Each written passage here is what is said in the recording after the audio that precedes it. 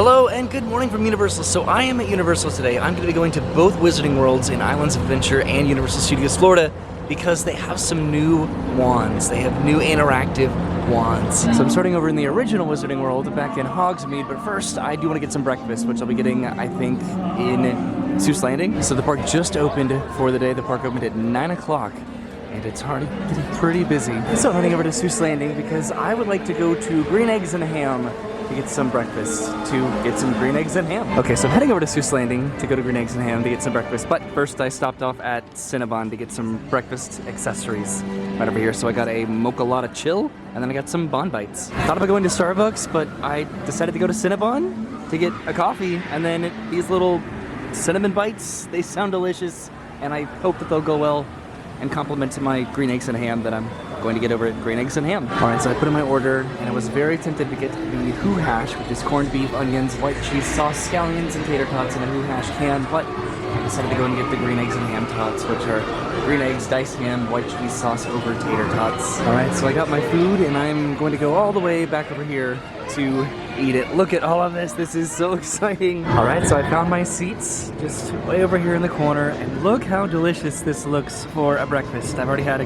good amount of my coffee, and that is incredible. I'm just getting some nice little cinnamon rolls to go with my Green Eggs and Ham before I head over to the Wizarding World. This is exciting. That was absolutely the best way to start the day. Green Eggs and Ham from Green Eggs and Ham, and then little mini Cinnabon bites with a coffee.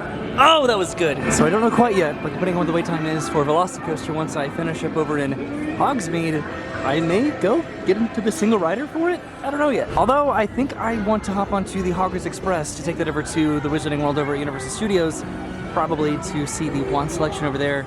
This is also where the Grinch meets over here, but it says all virtual line time slots are full for today. Wow. The park just opened. So pending availability, Universal just released 12 new interactive wands. I don't know if they're specific to Hogsmeade or to Diagon Alley, or if I can find them at both Ollivanders. Previously, the wands associated to a Celtic calendar, where your birthday would correlate with a type of wand. I don't know if that's going to be the case with these new wands, but I'm so excited to see them, and that's why I'm heading back to Hogsmeade, to Ollivanders right now. The Ollivanders back in Hogsmeade is the original Ollivanders, so I'm anticipating maybe less of a selection over here as compared to the Ollivanders over in Diagon Alley, but this is the original, so that's why I wanted to start here. So far it doesn't seem incredibly busy in Hogsmeade, although the line for Hagrid says it's a 100-minute wait. I'm going to go ahead and bypass the interactive show, the experience of Ollivanders, and just head directly into the store, which is right here, technically, I think the Owl Post. Yes, so that is the show right there, and then the Owl Post is where you can actually purchase the wands, and I don't see them in the window at the moment, but this display has been here for a very long time. Alright, so I'm inside the store right now, and here they are, all 13 actually interactive wands that they just recently debuted. This one is a Universal exclusive wand right here, this large wand, but they have an aspen wand, they have an ebony wand, they have a poplar wand, they have a chestnut wand, there's an elm wand, a laurel wand, a black walnut wand, a hornbeam wand, a maple wand, a sycamore wand, an English oak wand, and then finally a yew wand. So wands have one of 3 different cores, which are phoenix feather, unicorn hair, and dragon heartstrings. These all have one of those particular cores, but they'll be made up of a different type of wood. So this is the aspen and unicorn hair wand. It says unicorn hair does not always make the most powerful wand, but a wand's wood may compensate for any weakness in a unicorn hair core. That is the case here, as aspen is a particularly resilient wood and difficult to bend. It is also known for its stellar charm work, making it the perfect wood for the wand of a gifted duelist. Wands crafted of aspen wood are an especially good match for strong-minded masters. Adding a core of unicorn hair should result in consistent magic, accommodating for the slightest bit of recklessness sometimes associated with a headstrong caster. That is a beautiful wand. Next is the Universal exclusive wand. This is the Larch and Phoenix Feather wand. Phoenix Feather cores are known for sometimes acting of their own accord, often frustrating wand owners. However, this trait can be balanced out by a larchwood wand, as larch is reputed to instill courage and confidence in a caster, thus giving the caster, in certain instances, the ability to rein in an otherwise rebellious core. A larch wand is also known for allowing its master to realize fully the extent of their talents. When combined with a core that is known to be capable of the greatest range of magic, this wand should allow its owner to excel beyond even their wildest expectations. So that's a very simple wand, but this is again the Universal Orlando exclusive wand. This next one is Chestnut and Unicorn Hair. It is no accident that 3 successful heads of the Wizengamot have owned Chestnut and Unicorn wands. This particular wand frequently chooses as its master a witch or wizard with a great deal of integrity and an unfailing desire for justice. Chestnut itself is attracted to those who are gifted in herbology, have a natural flying ability, and work well with the magical beasts. Thus, combined with Unicorn Hair, which is known to be the most difficult core to turn to the dark arts, a Chestnut wand is likely to work well for owners that have a desire to use their magical skills for good across a range of disciplines. This wand is absolutely beautiful. So this is the Laurel and Phoenix Feather wand. The Laurel Wood and Phoenix Feather core wand is perhaps the pickiest of all wand combinations. Laurel wands will absolutely not abide a lazy owner, and in fact will allow themselves to be won away in such an instance. And Phoenix Feathers are known for their fickleness in granting allegiance to a master. That said, an energetic and industrious witch or wizard can forever earn the loyalty of a laurel wand, so much so that the wand will emit a spontaneous lightning strike in the event of an attempted theft. This wand should provide a hard-working master with a remarkable range of magic for many years. That is beautiful. This is the Hornbeam and Dragon Heartstring wand. While Dragon Heartstring cores tend to result in the most powerful wands, they also result in the most accident-prone. However, when a Dragon Heartstring core is combined with Hornbeam Wood, a particularly durable timber, it should create an exceptionally fine-tuned and responsive wand. Hornbeam wands choose masters who seem to have a singular passion, and they adapt quickly to their owner's magical style and code of honor. Because Dragon Heartstring wands also tend to bond strongly with their owners, a Hornbeam and Dragon Heartstring wand may be one of the keenest and most steadfast wands a witch or wizard can own. Next is the Sycamore and Unicorn Hair wand. Because Sycamore wands tend to lose brilliance and even combust if bored, and Unicorn Hair cores are known to wither and die if mishandled, this is probably not the wand for the mundane or careless witch or wizard. This wand is almost certainly much better suited to a life of excitement and purpose. In fact, in the right hands, a Sycamore and Unicorn Hair wand can be a tremendously valuable asset. Sycamore wands respond brilliantly to daring, vibrant, and insatiably curious owners, demonstrating a seeming unlimited capacity to learn and adapt to all sorts of magic. Add to that the faithfulness of a Unicorn Hair core, and this wand should serve the right master valiantly for a lifetime of adventures. This is the Ebony and Unicorn Hair wand. Ebony is a jet black, heavy, durable wood that makes for an especially striking looking wand. An ebony wand responds best to one who marches to the beat of their own drum and is unafraid to stand fast to their beliefs. When paired with a unicorn core, an ebony wand is likely to produce consistently reliable magic, particularly when used in combat and transfiguration. The master of an Ebony and Unicorn Hair wand must take great care with it, as its core may wither if mishandled. However, if shown the proper respect, this one should remain faithful to its owner no matter their skill level or eccentricities. And that is also a very beautiful wand. This is the Poplar and Dragon Heartstring wand. Sometimes a wand wood can compensate almost completely for a perceived deficit in its core. That is the case here. Poplar trees are known for having a strong set of roots, and so it is no surprise that when it comes to wands, poplar wood is known for its integrity, stability, and reliability. Thus, in the right hands, a poplar wand can overcome the often frustratingly erratic nature of a Dragon Heartstring core. The Poplar and Dragon Heartstring wand should respond beautifully to an owner with clear moral vision. Its core will allow for powerful magic and elaborate spellcasting, and can help to ensure that this wand bonds fiercely to its master. Next is the Elm and Phoenix Feather wand.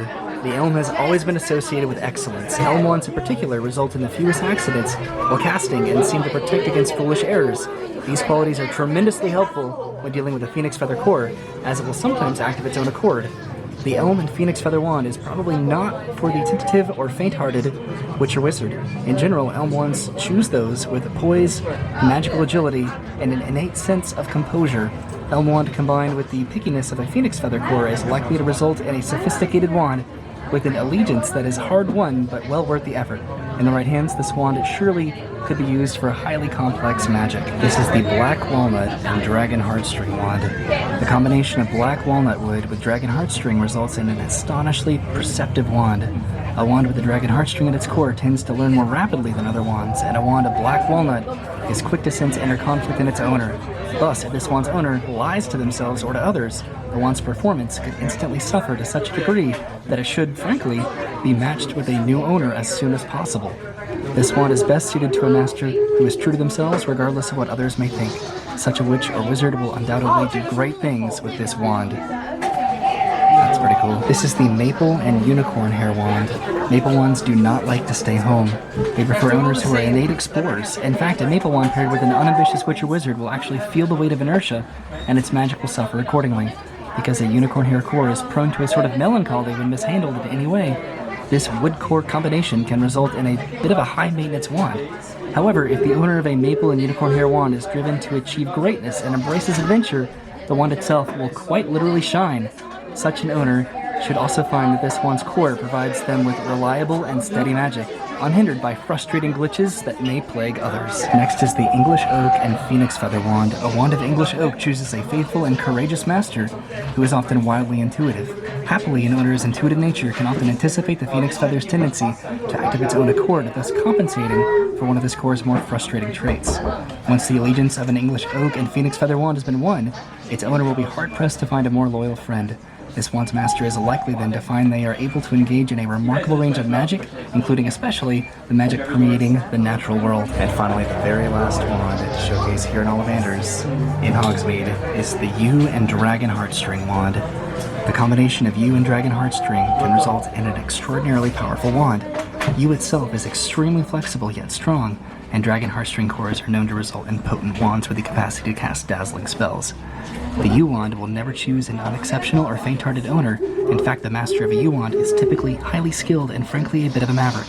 So while Dragon Heartstring cores do tend to produce the moodiest and most accident-prone wands, the Yew wood should ensure that this wand's master will be more than capable of overcoming any core idiosyncrasies. So that was all 13 of the new interactive wands that they are selling at Universal Orlando as of this week.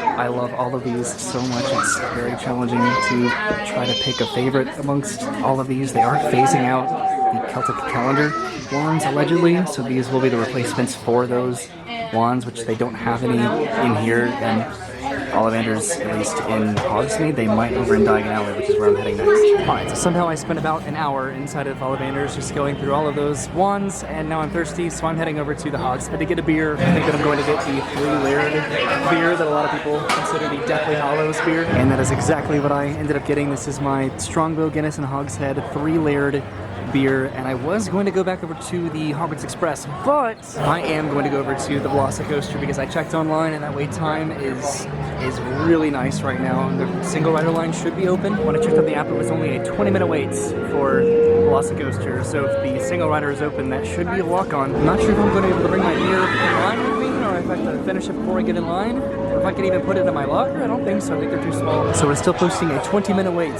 for VelociCoaster right now, and the single rider line is open. So I decided to get into the regular line because single rider is actually backed up all the way back there right now, and I was able to bring my beer in line with me. Okay, so I've almost made it to the lockers, and then I'll be riding the VelociCoaster. That only took a few minutes. So that only ended up taking about 15 minutes, so I'm pretty glad that I got into the regular line versus the single rider line.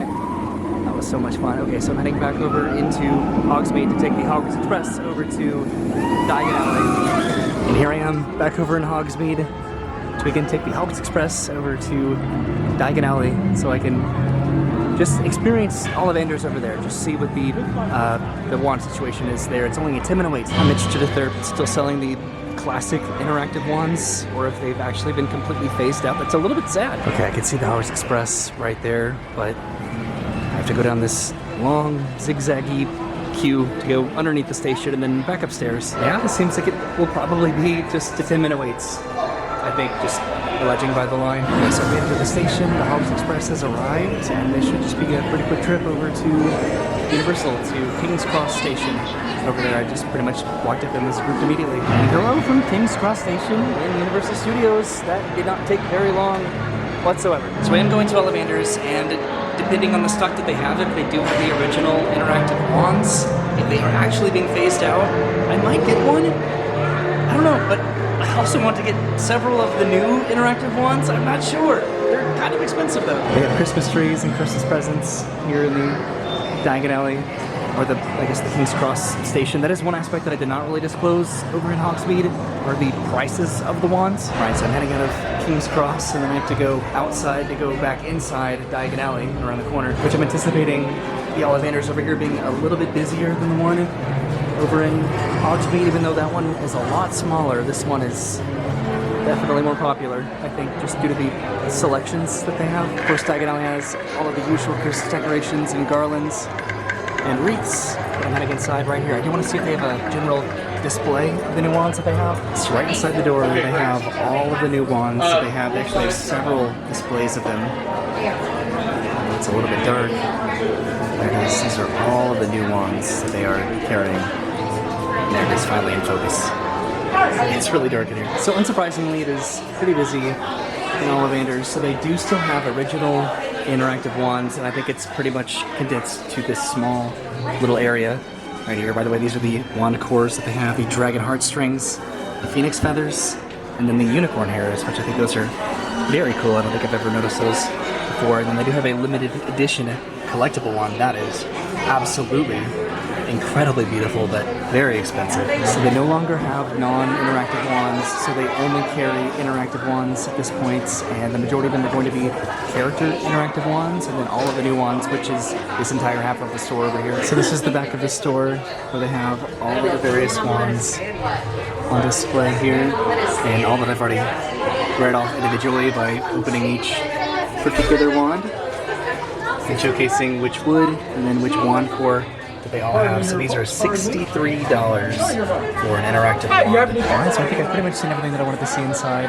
Ollivanders. They have multiple displays here showcasing the new wands that they have. It's a little bit sad that they phased out the original ones, but now they're associated more with a personality than they are with a birthday, which I think makes sense. Alright, so I did what I came to Universal to accomplish today, which was to look at the new designs and availability of all of the new wands that they are carrying in both Hogsmeade and Diagon Alley. Around the corner they do have wands in the Gregorovich wand shop, but it does look like they are all character interactive wands. So if you want an original interactive wand design, they are only in Diagon Alley in Ollivanders, and there are not a lot left. They're getting phased out very fast, and I believe because you used to be able to exchange them if they were broken for an identical wand, and because they don't have them anymore, I did see and hear people exchanging their original interactive wands for a new one. So I'm heading out of the park, I think, right now, because again, that's what I came to Universal to do, and I do want to come back for more Christmas activities on a future trip. It's always entertaining to look over at Grimmauld Place and see that it's the only place to not decorate for Christmas, just the juxtaposition with all of the other Christmas wreaths and garland. It's getting a little bit busier as it approaches the middle of the day, so I've had my breakfast and a beer today, so I'm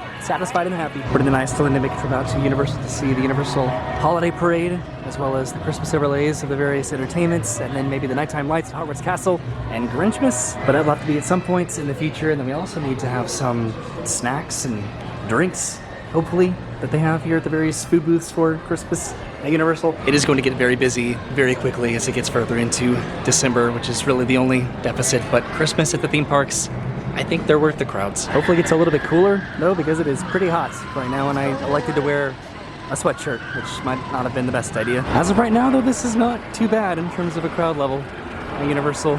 Just a lot of construction walls at the moment. They've almost completely gutted the entirety of what used to be the Monsters Cafe, and there's still not really a lot going on over here at Shrek 4D, or the replacement for it. Alright, so I came into the Universal Studios store because they do have a Wizarding World section, and I went over to the wand section because they do have boxes up there that would be for the original interactive wands, but they are empty, allegedly.